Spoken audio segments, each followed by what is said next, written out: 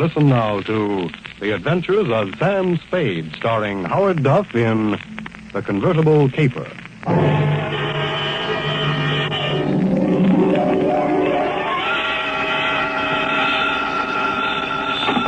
Sam Spade Detective Agency. Me, sweetheart. Sam! I knew you'd have the courage to come back and face it. Well, I'm back, Effie. What shall I face first? You didn't do something else, did you, Sam? Besides what? Besides running away with that woman in a stolen car. You're a little mixed up, Effie. The car was stolen from her. You mean it was her own car? Well, not exactly, Effie. You see, she stole it from somebody else, and then somebody stole it from her, and then I got it back for her. Well, it must have been quite a car to be worth all that trouble. It wasn't so much the car, Effie, as... Party? Sam, I don't understand. Think it over, sweetheart. I'll be right down to dictate my report.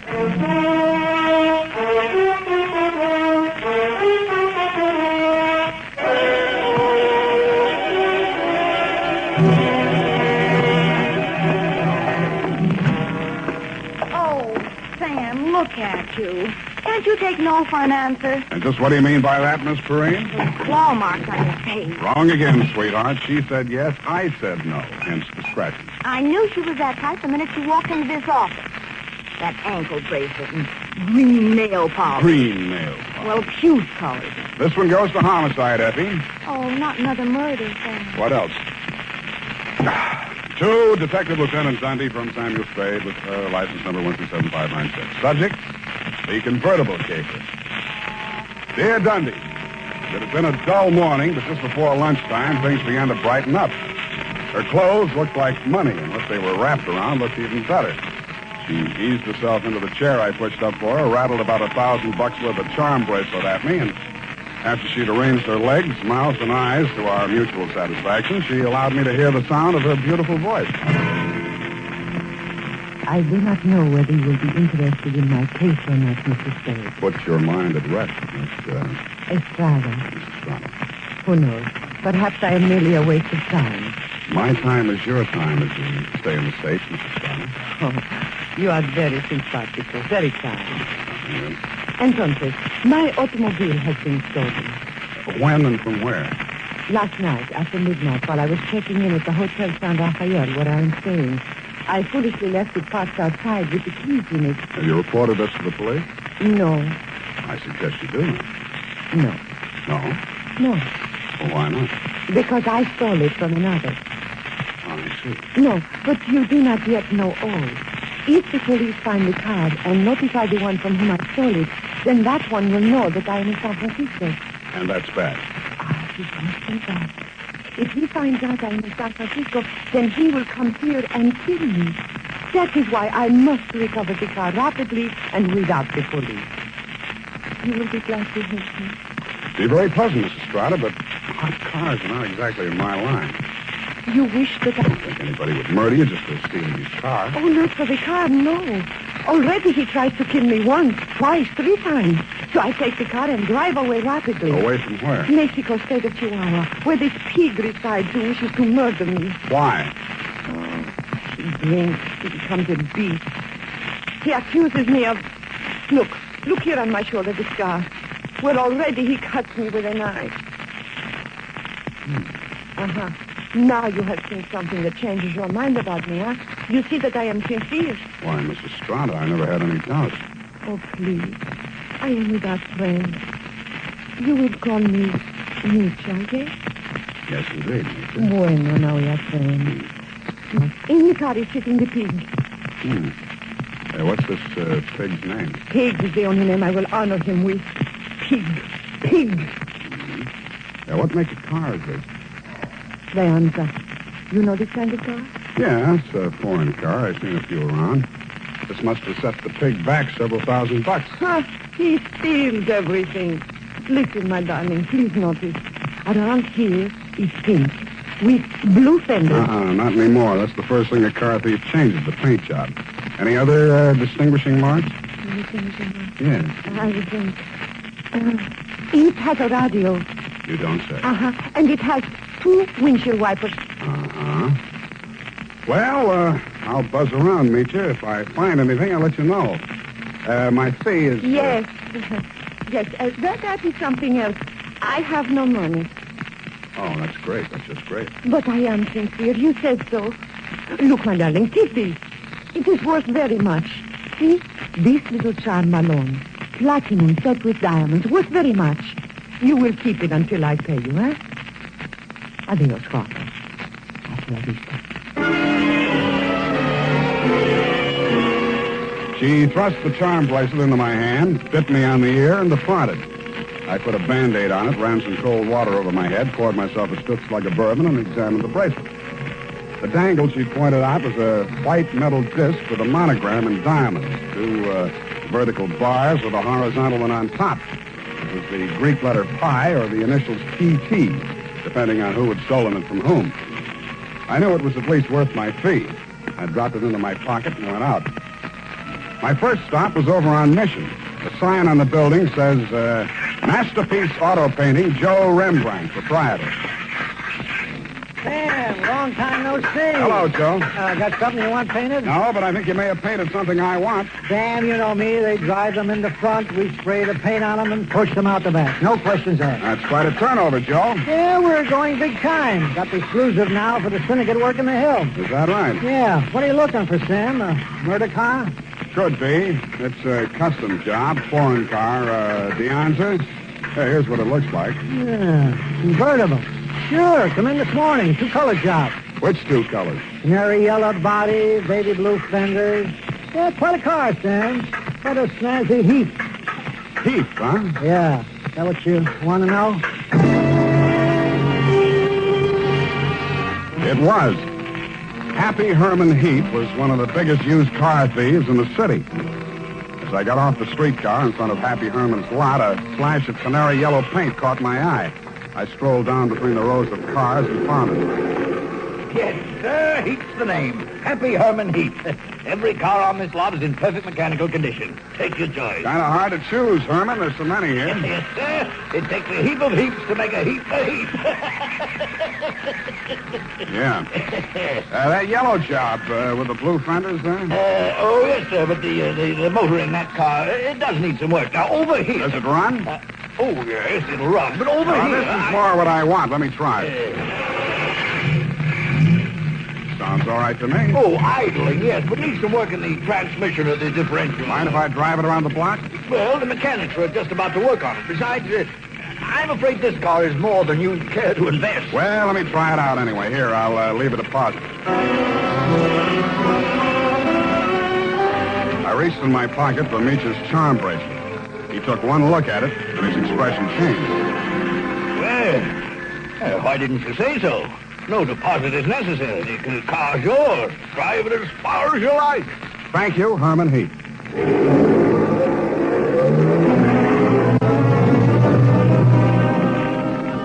I took him at his word. I put the magic bracelet in my pocket, drove back to O'Farrell Street, parked in front of the San Rafael Hotel, slipped the doorman a buck to wash it for me, and went on into the lobby. The desk clerk said that Senorita Estrada had checked out 30 minutes before, leaving no address. I found the house dick in the bar and asked him for a rundown. Yeah, I remember her, Sam. Very nice dish. Any callers, Tiny? Yeah, two guys. Yeah? Went out when they came. Ain't been back since. Who were they? You won't believe it, Sam. One of them was Tom Carey. What's he doing in San Francisco? He's wanted for murder. And I don't know, but there must be plenty in it if it brought him back across the border. He's staying here? Yeah, room 613. Do me a favor, will you, Tiny? Anything at all, Sam. There's a car parked outside in the loading zone here. Stow it in the hotel garage for me, will you? Upstairs, as far out of sight as you can get it. I went upstairs and rang the buzzer at room 613. The door was opened by a little dark-complected man with hard eyes and Indian features. There was a mean-looking knife in his hand, but he put it away at a nod from Tom Carey. How'd you find out I was in town? Not from Meecha. I don't know how much he told you, Sam, but if he told you this much, he was 11. It's $1 million caper. And you know some of the things I've done for less. What's in it for me? What'd she pay you? Nothing.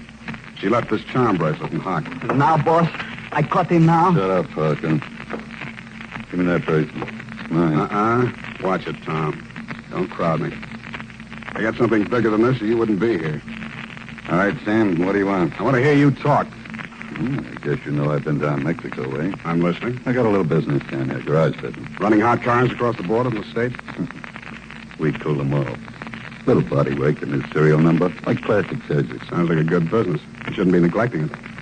You met the dame. She says you want to kill her. I was off my trout. I scared her. I didn't mean anything. I thought I could scare her into sticking around. I let Parko nick her shoulder a little bit. Oh, just a little bit. Yeah.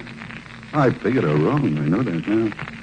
If I could see her for 5 minutes just to talk to her, I know it'd be okay. I can't help you, Tom. I want to talk to her myself. Listen, she hasn't got a penny, only that car. She figures I'm peddling that. Not anymore. She already stole it? Some car thieves took it. She hired me to trace it. Listen, Sam. Maybe broke in a strange country. I'd look good to her again. Here's $1,000, Sam. Oh, this is so sudden, Tom. Nothing. When you see her again, give her that bracelet back, huh? It was a present from me. And whatever you do, don't find that car. Okay, Tom, it's a promise. Thanks, man. Only one thing I don't understand. You said it was $1 million caper. I meant that. She's worth $1 million to me, Sam. The girl, Tom, or the car? Oh, I wish you hadn't asked that question, Sam. I really do.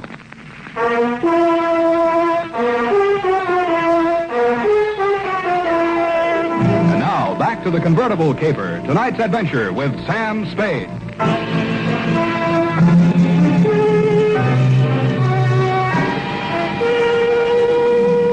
When Tom Carey said $1 million caper, he meant just that. He never risked a rap for less than $100 grand, and no dame that ever lived was worth more to him than a hot mink coat. If Nietzsche wasn't the $1 million package, the car was. I didn't know what was in it, but Tom, it might be diamonds, dope, smuggled Chinese, or just plain money. So I went back to the hotel garage. Number 1279. I climbed the long curving ramp to the second floor and found the canary yellow Dianza convertible crowded in behind 4 ranks of cars at the rear of the building. I started to work on it. Nothing in the luggage trunk, nothing under the seats, under the upholstery, and the door panels, nothing anywhere. Then I got Tiny Stover, and the two of us went over the second time.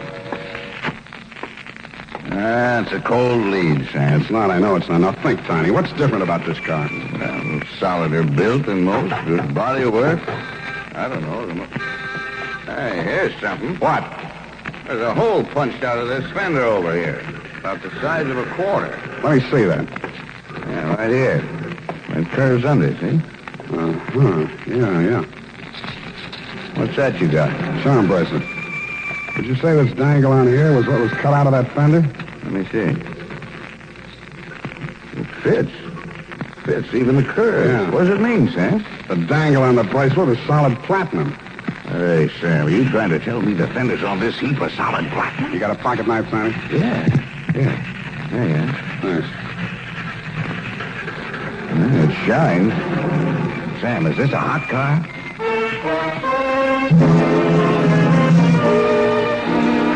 I didn't answer him. I didn't have to. He looked from the gray-white gleam of the bracelet shine to the square of paint I'd scraped off the fender and answered the question himself. Nietzsche's convertible was convertible in more ways than one. It was about the hottest car in San Francisco as of that moment. After I'd left the garage, I tried to phone Tom, but he wasn't in. I had an uncomfortable feeling he was out looking for me. He was. As I stepped out of the phone booth, there was a rush of air past my left ear. A knife stuck in the wood less than an inch west of him. I came out in the street in time to see him duck around the corner into an alley. I ran after him. I collared him and stood him up against a wall. Let me go. I cut you down. What do you know about that car? What do you know about that car? Come on, talk, you get more of this. I don't know nothing. They don't tell me nothing. Where's Meacher? I don't know. Mitchell don't know nothing either. Only Tom and... Tom and who else? I don't talk no more. They cutting you in? I don't need no cut. The boss, he pays me good. 40 pesos. Sometimes more. Work for me and I'll cut you in. I cut you to pieces. The boss treats me good. Sure, you do all the dirty work. There's any trouble, you'll take the rap. What means rap? They put you in a little room and squirt gas in you. You fall dead. Gas? Tom do this? He does indeed. Venga. Come, I take you to see the man. Su nombre es Félix. I think he will be very happy to see you.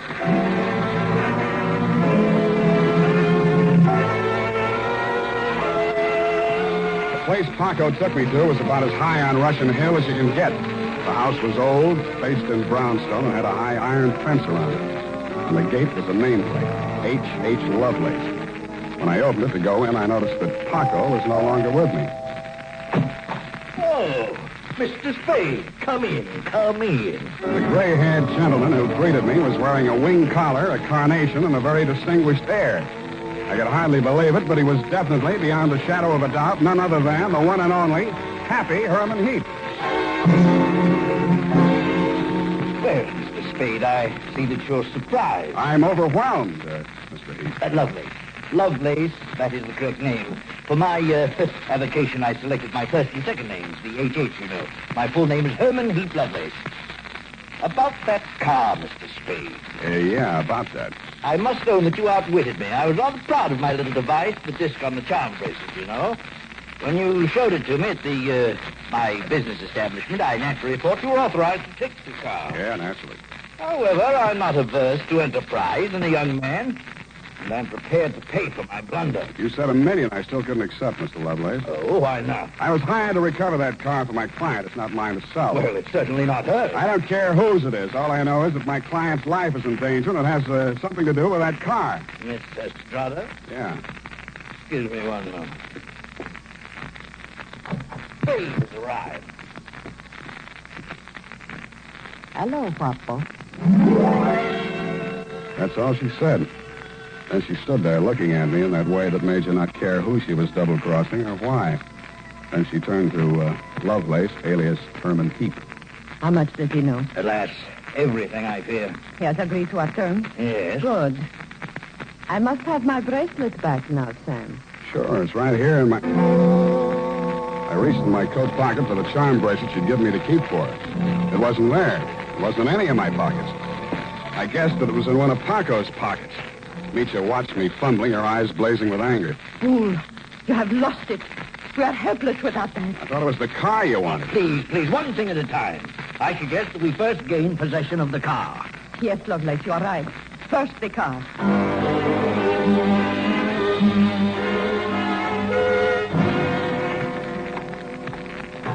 Ah, yes. This is the car at last. A princess in vulgar raiment, but still a princess. No royal coach carrying a king to a coronation ever held such riches. Hi, you talk too much. Oh, I do. Well, take your place at the wheel, Mitya. We shall drive out of here into a splendid future. After you, Mr. Spade. No, Mr. Heap. After you. Ironic, isn't it, that with all my varied interests, I've never learned to drive a car. Será tu poco, viejo. You seem kind of shaky, Mitya. You sure you can handle the car down the ramp? I'm a very good driver, Guapo. Mitya, stop! Put on your brakes. There's a man coming up the ramp. Pig!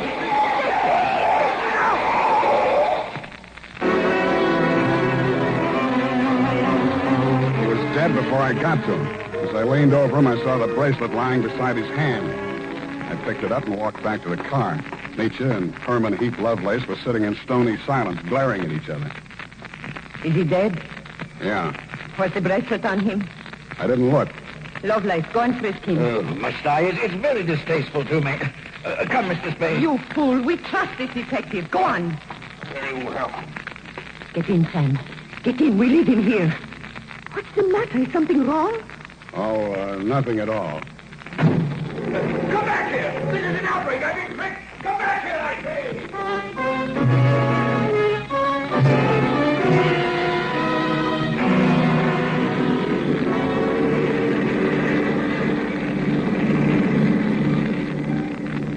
Please, Guapo. A cigarette. Sure. Here you are. Gracias. De nada.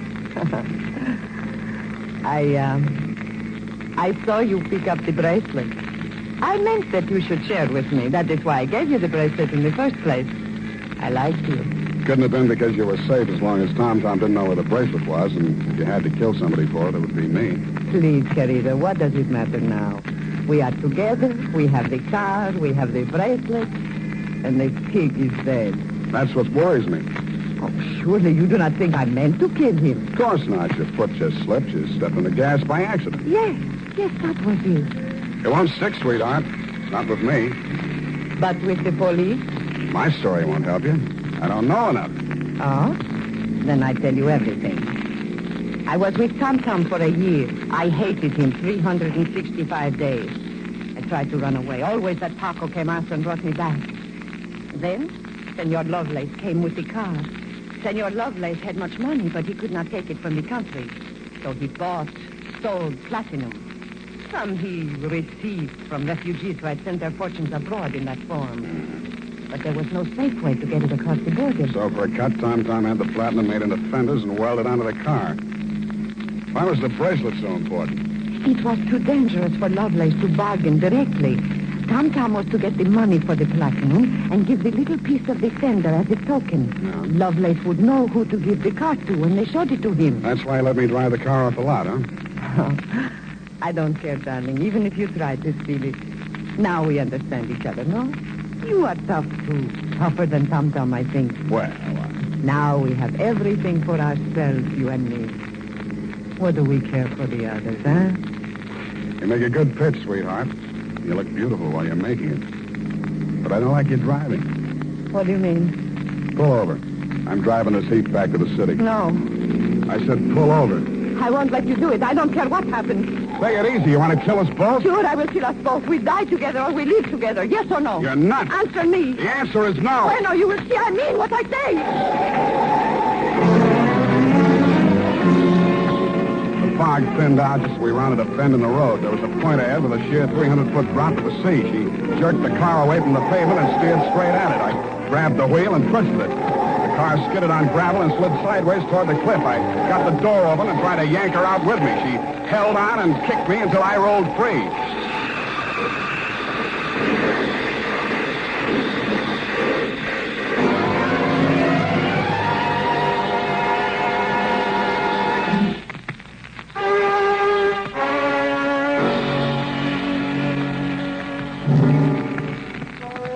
She didn't look very beautiful when I saw her for the last time. And the flashy convertible was a pile of junk. Very expensive junk, but junk all the same. I understand the federal men have confiscated the platinum and are holding Lovelace for questioning. I doubt if he'll crack. Nobody can embarrass a used car salesman. Period. End of report. Sam, do you really like this racket we're in? I hate it. So do I. But don't let's ever go into any other racket. It's a promise, sweetheart. Why, I'll never know. No need. Good night, Sam. Good night, sweetheart.